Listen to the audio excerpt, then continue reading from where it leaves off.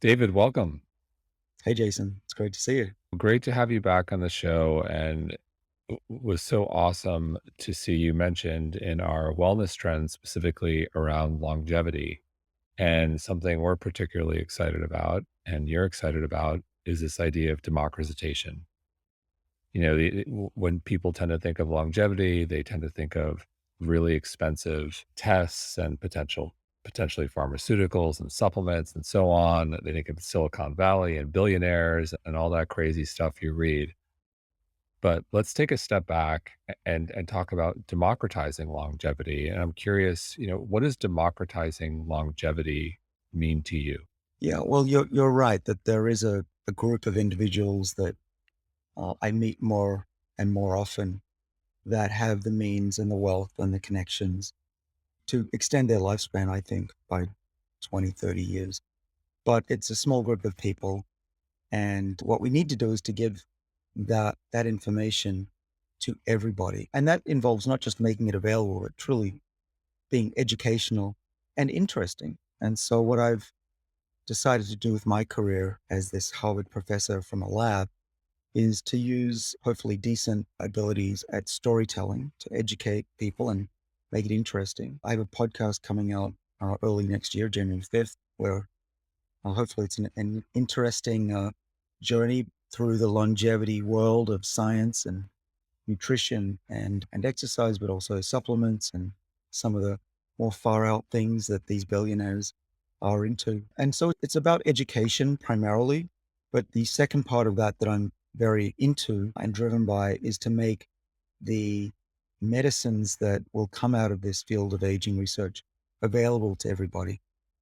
Because if it's just for the rich and it costs $100,000 a treatment, then that's really not going to help me achieve my goal in life, which is to really make millions, hopefully billions of people live healthier lives, and in doing so, lengthen their life as well.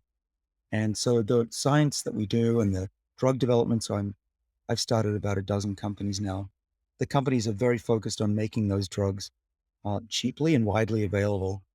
And the kind of technologies, for the most part, are drugs that could be just a few cents a day once they eventually get widely used. What do you think was the biggest update that impacted our understanding of longevity in the last year? You're on top of everything. What's been interesting to you over the course of the last year? Yeah. Well, what's actually happened in society is super interesting. I used to be the pariah of biology. I'm sure Harvard wanted to kick me out a few times. But there's been a real shift both in the mentality of doctors and researchers and the public that aging is something that is more akin to a medical condition, a disease, and that it's treatable. So there's this zeitgeist mega trend, if you want to call it, in society that's changed. But in terms of research and breakthroughs, a really big one, and forgive me for focusing on myself for 1 second, my lab and the research team and our collaborators a year ago exactly to the day almost that we could reset the body in terms of age, go back by about 80% and do a permanent reset of the body. Now, this is in animals, but these are mice that are very similar biologically to us. And we've done it now in human cells and human tissue. So we're optimistic that the same principles that I'm going to tell you about in mice apply to humans. And that is that we have a backup copy of youth in our bodies that can be accessed. We're now using gene therapy because that's what we know works, but we're hoping to find natural molecules that will achieve the same result, to not just slow down the aging process, which we know we can do by eating well, better training kind of diet and exercising, lose your breath a few times a week at least, but by actually taking a supplement that would reset the body within a matter of a few months to go back, not just by 6 months, but many, many years. And I truly believe that's going to be possible in the next 5 to 10 years. And our goal now is, as a society, is to stay alive until these discoveries become mainstream. And so you think we're 5 or so years out from having that smart drug, if you will, or that we can take, and that alone will extend health span. Yeah, I know it sounds crazy, right? Fortunately, I'm at Harvard, so people tend to take me a little more seriously. But the big breakthrough was the discovery that we have this backup copy of youthfulness. The easy part is figuring out how to reset the system. It's similar if you want to use the analogy of the Wright brothers. I know it's used a little too much, but it works. The Wright brothers, the hard part was figuring out how to glide around the dunes, strapping on the engine, flying, eventually transcontinental flight, now global. That's just extensions of what they did in Kitty Hawk. And we basically, in aging, we've done that now. We know how to fly, and now we're going to strap on the engines and see how quickly and how cheaply we can do this. So I'm quite confident that we will find molecules that will do this. In fact, there was a paper that just came out that shows a natural molecule called alpha ketoglutarate that I predicted in my book Lifespan probably would work, was able to reset the age of 40 people. I think out of 42 people, 40 people had their biological age reversed by an average of 8 years within just under a year of taking this supplement. So AKG, Right. and we can take that. That is currently a supplement that's out there, or can it be found in food naturally, or where can we find it? I think a lot of people are going to be very intrigued. Yeah, me too. Like most of these molecules that plants make in response to stress, these molecules are called xenohermetins, that we named them that. They you need to eat a lot of them, a lot of plants to get the amounts that are medicinal. And so it's better to eat a purified source of it. You can buy AKG or alpha ketoglutarate on the internet. I would look for a trusted supplier, very high quality, high content of alpha ketoglutarate. There are some companies that are selling it that are combinations with vitamins. In the case of this human study, that's what they sell. But yeah, it's widely available, and it would be really quite a thing for humanity to have a safe molecule that's similar to an amino acid that we could just pop. And if it's true, take our age back by half a decade or a decade. Now, I'm quite skeptical because it sounds way too good to be true. But then again, some things are true. So we're going to repeat the experiment and see what happens. But I will say that the reason I think it's plausible is that if you give alpha ketoglutarate to yeast cells that make beer and bread, to fruit flies, and to mice, they also live longer. So there's something really important going on here. Building off of AKG, resveratrol. You've always been a fan of resveratrol in many ways. I feel like you put resveratrol on the map. Are you still a fan of resveratrol in terms of supplementation and in terms of some of the magic it can do in terms of our longevity? Well, I am. Since we first made this discovery in 2003, there are something like 5,000 papers showing that it's beneficial to cells, human cells, and animal studies. And even now there's about a dozen positive human studies with resveratrol.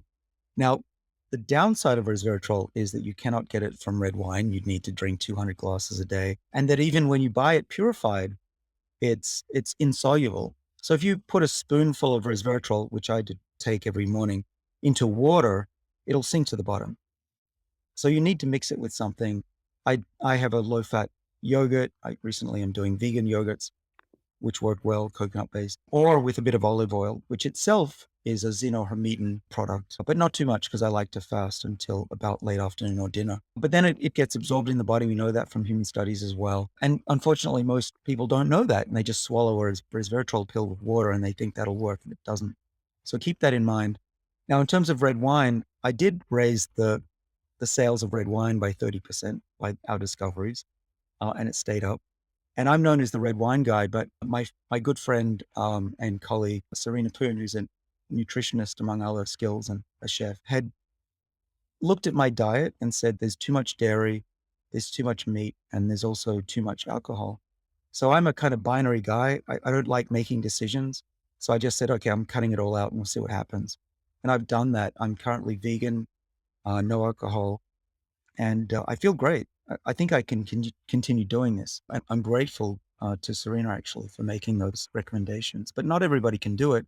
And a little bit of red wine really doesn't hurt unless you've got a medical condition. Well, on the subject of diet, if we're going to have to wait 5 years, we've got a lot of work to do between now and then in terms of lifestyle. So, in terms of, working on feeling good, working on our health span for the next 5 years, because a lot can happen between now and then. What does the latest science say about lifestyle in general in terms of nutrition? And I know it's highly personalized, but if you were to generalize, still plant-based for longevity, still high intensity interval training, still some hot cold therapy. If I'll just stop there, like what in terms of lifestyle, what should we all be focusing on right now? Yeah, well, the science is really strong on those areas. It's not really up for debate. And I say that because some people don't bother changing their lifestyle because they think, oh, next year there's going to be something new. But that's not true when it comes to the, the benefits of plant focused diets and exercise. There's nothing, no science that I could see ever coming along saying the opposite of that. Now, there are a lot of people who are excited about meat-based diets. There are the carnivores, as they call themselves. Well, if you look at the science, and that's what I do, I love meat. I wish meat was going to make me live to 200. That would be my dream. But the science says that a plant-focused, plant-based diet is associated with longevity, and meat-based diets are not. That's just a fact. And we even know the molecular mechanisms that likely promote longevity. Amino acid ratios in plants turn on the body's defenses against aging, and meat amino acid ratios do not. And there are other issues with meat as well, but those are the main things. And so the longest lived people are either on a Mediterranean diet, which as you'll is mostly plant-based. There's a little bit of fish, a little bit of meat, not a lot of olive oil and unsaturated fats and monounsaturated fatty acids, as well as a little bit of wine, preferably red wine. That's your Mediterranean diet. Those people live the longest on the planet. There's a variant in Asia called the Okinawan diet, which is also mostly plant-based and not a lot of calories. And then it's the opposite for red meat. It's inflammatory and you'll end up with high levels of cholesterol, among other issues. But if you want to build up muscle and you want to temporarily feel great, by all means, eat a lot of steak, but I wouldn't do it for a long period of time over your lifespan. It won't have a lot of benefits. And the way to think of this, Jason, is that there are adversity mimetics that mimic adversity, and the body hunkers down and builds a stronger, longer lasting body. That's the lifestyle I've chosen. So by eating these plants and by exercising and being a bit hot and be a bit cold, the body thinks, heck, I could die next week. I better build a stronger body. That's what I do. Then there's the abundance mimetics, which is I'm going to take growth hormone. I'm going to eat a ton of meat. I'm going to burn the candle at both ends, which will make things brighter for a while, but you'll burn out. But both lifestyles can make you feel great. And I can vouch for that with my lifestyle. And in terms of exercise, what have we learned about high intensity interval training Yeah. recently? There's lots of debate around, it's 5 minutes or it's 10 minutes or it's this percentage of this is what you need to get your heart rate up on. Like, is there consensus on high intensity interval training in terms of benefits for longevity? Yeah. Some is good. Better than that's what it is. It really is. Don't sit around. So the worst for you is don't move. Okay. Sit in a chair all day and then go home or stay at home and watch movies. Okay. That's the baseline. That'll probably take 15 years off your life. The next thing that's good is you can have a standing desk. I'm standing here pretty much all day, and behind me you can see gym. So when I have a break, I go do a bit of working out. That's what it says the next level minimum. A lot of people like walking, minimum 7,000 steps, 12,000. Some people do. Above that doesn't give you benefit. But you asked me about interval training. I looked at the science. I think 3 times a week, losing your breath for at least 10 minutes is a good thing. Above that doesn't hurt unless you're really overdoing it, but it's hard to overdo it. Rowing, watch out for your back. It's good. Cycling, even better. But yeah, just move and maintain flexibility, maintain muscle mass as well, because it'll help with your hormones. And if you fall over, you won't break a bone.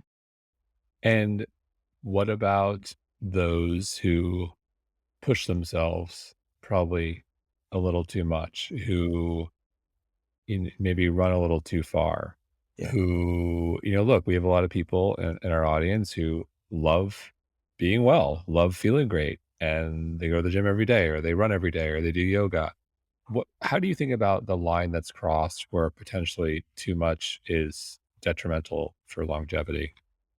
Yeah, well, so the clients that I work with are often, for want of a better term, fitness fanatics, and many of them exercise every day. And what we see in response is a spike in cortisol, and that will age you. There's no doubt about that. And so, you can overdo it. You can overstress the body. And so, my recommendation for advice is every other day exercise. Let your body rest, and that's also true for some of these supplements. I occasionally skip a day and let my body recover. And, that's, I think, the recipe for success is that just going full bore the whole time is not going to be optimal. You do need those rest periods. And then what about hot cold therapy and how you view that right now? Well, COVID makes it a little tough unless you have these in your house, which I don't. But I used to do cold plunges. I used to do cycles of 4 degrees Celsius, which, well, almost shivering cold water up to my neck. Stay in there for as long as I could bear, which was about 5 minutes. Jump out, go in a sauna for 20 minutes, feels great, and then repeat that a few times. And I never felt better after that. It may not make you live longer, but you certainly feel invigorated. But the science is really getting stronger on that. I would say that 5 years ago, we didn't know, but now we do know that sauna protects you against heart disease. If you do it regularly, I would say at least do it once a week. And cold plunges are increasingly thought to be helpful for a reason that's interesting. What it does is it activates the production of brown fat, which exists mostly in your back. And brown fat is super healthy. It puts out signals that increase your metabolism and also, again, this adversity signal that your body will defend itself better. And I think we're just going to learn more and more that keeping your body or getting your body out of the comfort zone in temperature wise and oxygen wise and nutrition wise is the trick. So, in the spirit of democratization, what does that practice look like in the shower? Can we hack it in the shower with temperature? Well, of course you can. Just don't turn on the hot water and get under there for a few minutes. But for some reason, I can't do that myself. But if you can, I think it'd be great. I instead like to turn it up to almost scalding hot. Hope that's mimicking a sauna. But yeah, all of that, I totally would do that if I could manage it. But I just love warm showers in the morning, so it's not for me. So do I. That's the one. I pretty much will try and practice everything, but that one I'm having part of it's maybe psychosomatic because back in college when I played basketball, I lived and I used to hate that sitting in that tub after practice. I just don't want to go back there, that cold tub. Another one which is emerging, but so many people are excited about, myself included, intermittent fasting. What's your take on intermittent fasting these days, and what does the science say? So adopting intermittent fasting in my life has been the single biggest change to how I feel and also how I look. And I've taken off. I've been getting younger for the past decade, and the biggest impact has been this change in my eating habits. And so, what the science says, let's leave me aside for a minute. What the science says is that it's not just about what you eat, it's when you eat. And the body should not always be fed. So, what actually happens in the typical American Western is you wake up, you have some food for breakfast. Your blood sugar will spike up to about 120, 130 mg per deciliter. You'll feel great, a lot of energy, sugar, and then the body produces insulin and sends the glucose way down. Now you're in a deficit. Now you go way down below like a roller coaster. Now you're feeling like you need a snack. It's 11 o'clock. How could I be hungry? I just had breakfast. So you start snacking, then you have lunch and you're up again. And then you shoot down again in deficit. Now it's the middle of the day and you've got uh, low glucose. You're tired. You've got the brain fog. I can't wait till dinner. And then you snack and you eat and you repeat this cycle every day. So I don't eat breakfast. I have a tiny bit of yogurt or olive oil, but that's nothing for fasting. And then I don't eat, if I'm on a good day, I don't eat until 7 o'clock at night. Now, there are stressful days where I might grab a handful of nuts or something that's healthy. And you can't always, be perfect. And I'm not. But most days I try my best to get through the day with hot teas and vitamin drinks and this kind of stuff. Just fill up my stomach with liquids. Now, what that's done to me is that now my liver, after just 3 weeks of doing this, and now it's been many months, is, well, close to a year, is it's now putting out its own sugar. My liver is way smarter than my mouth and my brain. And I wake up in the morning and, you can measure these things. I use Levels health device, but there's a bunch. And I can see that my liver is smart. It builds up my blood glucose as I'm waking up, even before I actually wake up. And then it's leveled throughout the whole day, steady like that. A few little blips, so I have a nut or I exercise or something. And then at dinner, it'll go up, but not a lot. And then I sleep through the night. So that's optimal for longevity. We know that it's very healthy to have relatively low blood sugar levels and steady ones. So I'm hugely in favor of intermittent fasting. And I've had a I've got my 20-year-old body back as well. I never thought I could. I had love handles for most of my life and they're gone finally. You mentioned levels and glucose monitoring.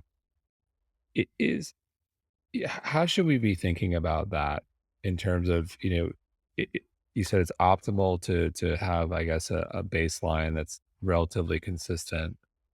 I found the experience fascinating when I did my trial, just to understand which foods had an impact on me and which didn't. For example, I love black coffee. I love espresso. Coffee, negligible. It actually lowered my glucose slightly.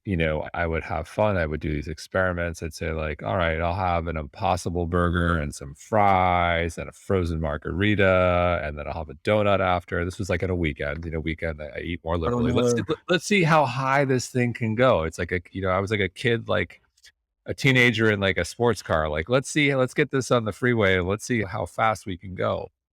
And sure, I got it pretty high. It was a double spike. It came down. And then, during the week, I'm pretty healthy. I do my thing. What did I learn? When I have my beans, my refried beans, less of an impact when I had a healthy fat, some avocados in there versus just the beans and so forth. But I'm curious, like, if in terms of longevity, look, life happens, cake happens, donuts happen, and that's also part of the beauty of life. Living a long, healthy, joyful life is also about celebration every once in a while. So, how do you think about the fine line between, all right, I'm going to keep this thing low forever, or 90% of the time, versus, all right, I'm going to enjoy this treat over here and there, and it's going to go up, but it's going to come down. And it's how do you think about balancing that? Well, that's key. There's no point in me saying you cannot eat during the day or you can never have dessert or never have wine or beer. That's really not the point. But if you live a life like that and you're not enjoying it, life may not be longer, but it'll certainly feel that way. And you don't want that. And, sometimes people see me eat a sorbet or, I'll have a lunch, a salad or whatever.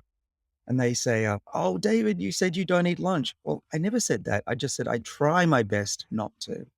And that's what it's all about. And you should be able to indulge yourself, but, try to focus on certain types of diets. Mediterranean, that can include dessert, but I like to have some rules in my life because I'm not that good at being ambiguous.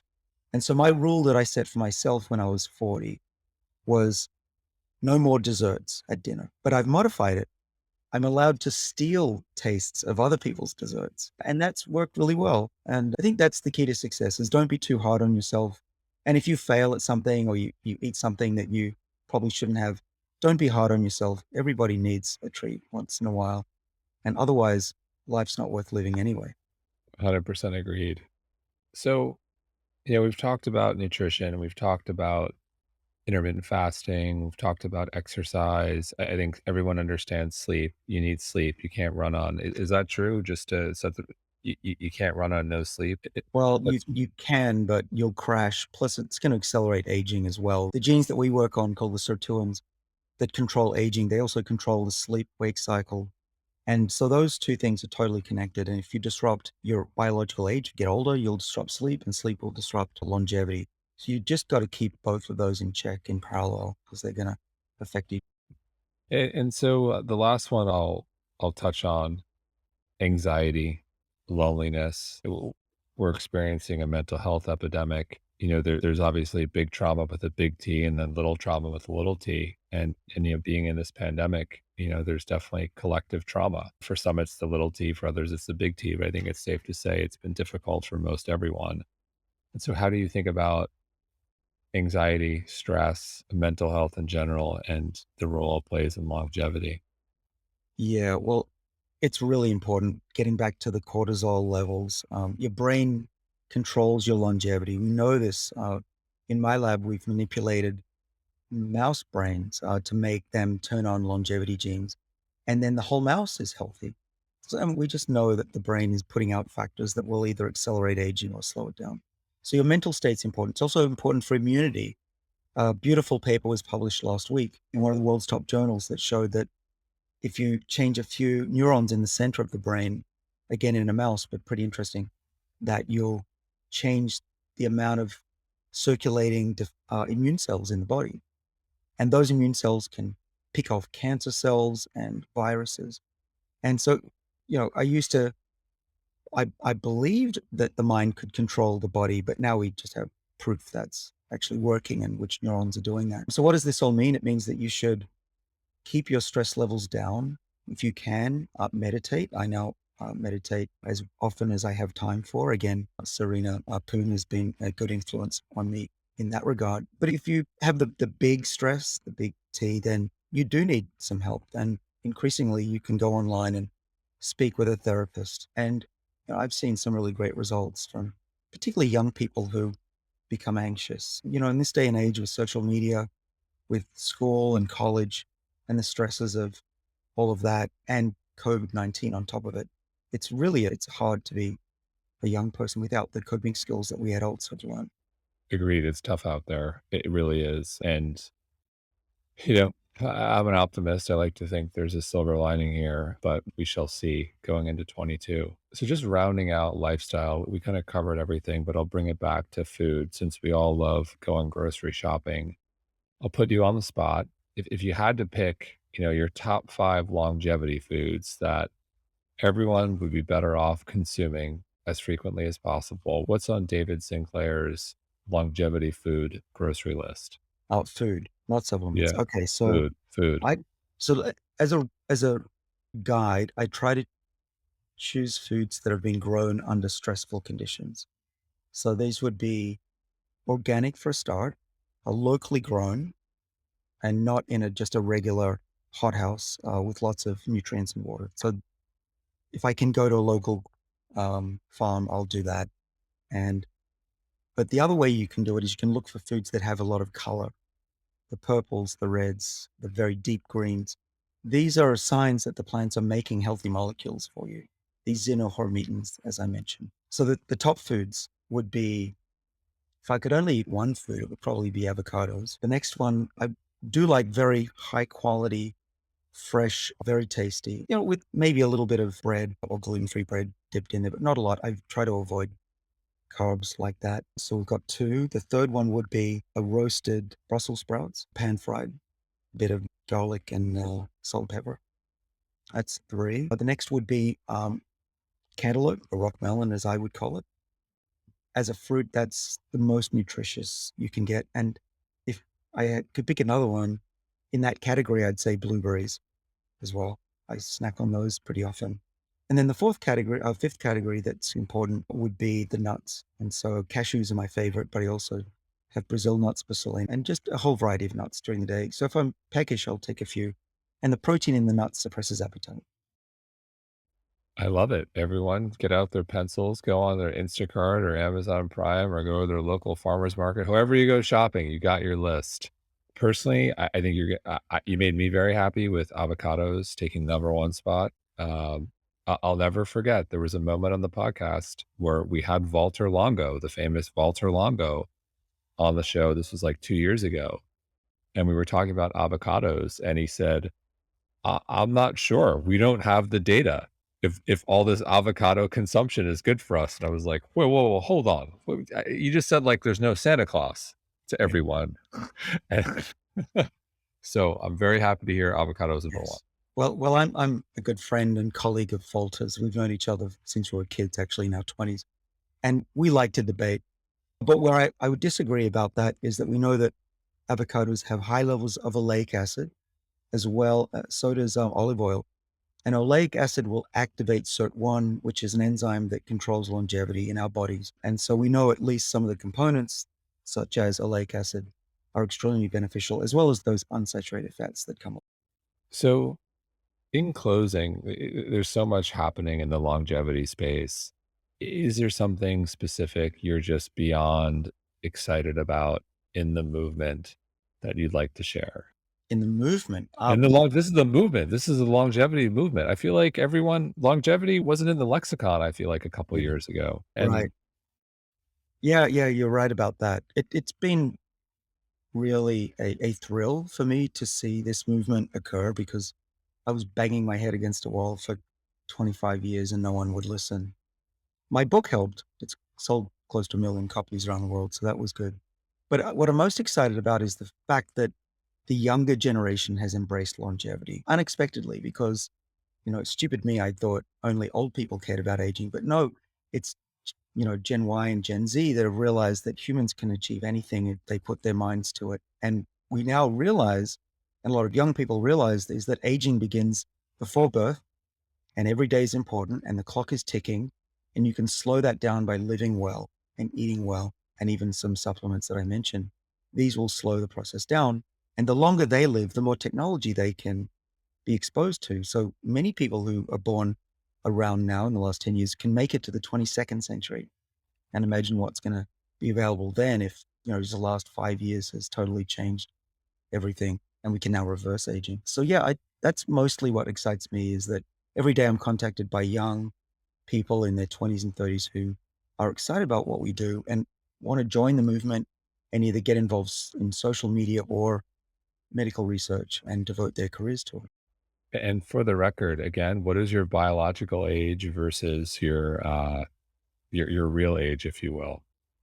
Well, I'm 52 and my biological age is in my low 40s, depending on the measurement. But when I'm really good, then I can get it down into the low 30s. But yeah, right now, my blood biochemistry, if you looked at it, you'd say, and you didn't know me, you'd say I'm in my early 40s.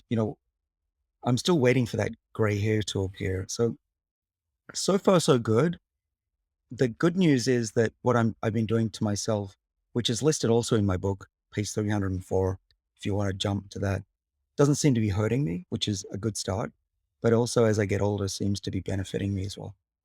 I got to get on the David Sinclair program. I'm getting up there. I'm 47 now, so I got to do the biological age test. And I'm somewhat. I did. Look, I believe wellness is a journey, and it doesn't matter how old you are. It's never too late to start. Yet there are times when I look back at my 20s and oh man, I was just a mess. Right. And we did damage to our bodies in those days. And we think we're immortal when we're 20. But now that we can measure the biological clock, we can take a blood test. We're developing in my lab this cheek swab, which will be a lot cheaper than the current tests. That can tell us our biological age. And we know that even in your 20s, you're aging your body if you don't look after it. And that goes for things you might not think of. When you go to a rock concert and you listen to super loud music, you're aging your ears so that by the time you're our age, you'll have less hearing. So that actually leads me. Okay, I got this. This is the real last question. So, is there something that's really under the radar? That's a great example.